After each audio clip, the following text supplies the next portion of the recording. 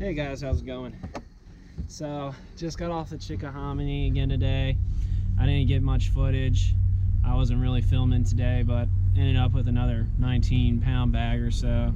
The reason I wasn't filming is a lot of the spots are very spot specific, but also because not much has changed. The pattern has kind of stayed the same, throwing the creature bait around wood and fishing a chatterbait and a spinnerbait. But I've been getting a lot of questions about, how I fish my chatterbait, and I kind of just want to go over a few things. I mean, this could be, I could talk about it for an hour because it's so many different things depending upon how aggressive the fish are, where the fish are located.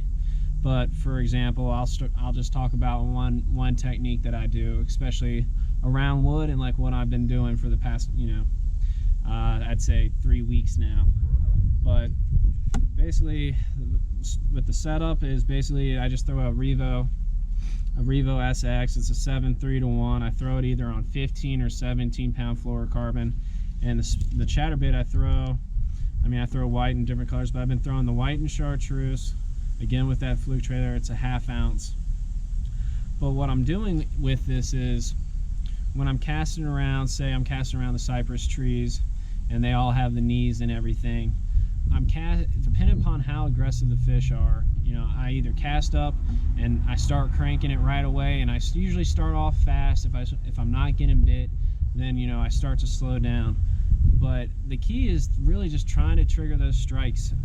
I'll cast it up in the tree, and if they're not aggressive, I want to keep that bait up against the tree as long as I can. So I'll barely reel it, and I'll just twitch that rod tip, just popping it, just kind of making that bait kind of sit there and just jitter and flutter, but it's only moving maybe a foot for the first 2 seconds or so, and that gives them time to hit it.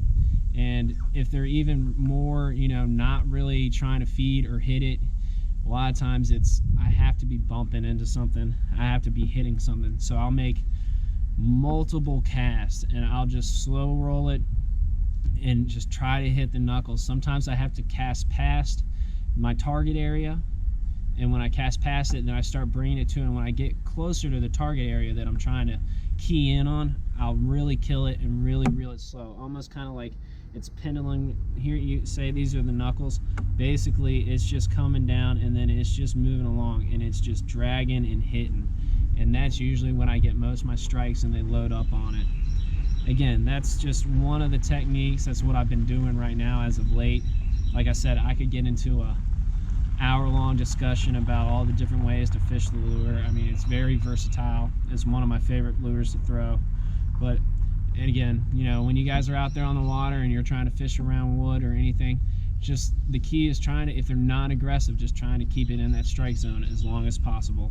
Again, you can do that by slowing the retrieve down. You can do it by slowing the retrieve down and popping that rod tip real quick, just trying to make it flutter there.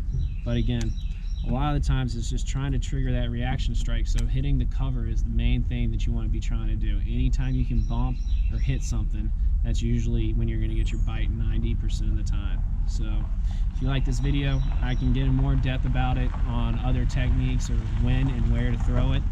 But again, I'll post some more about it later on.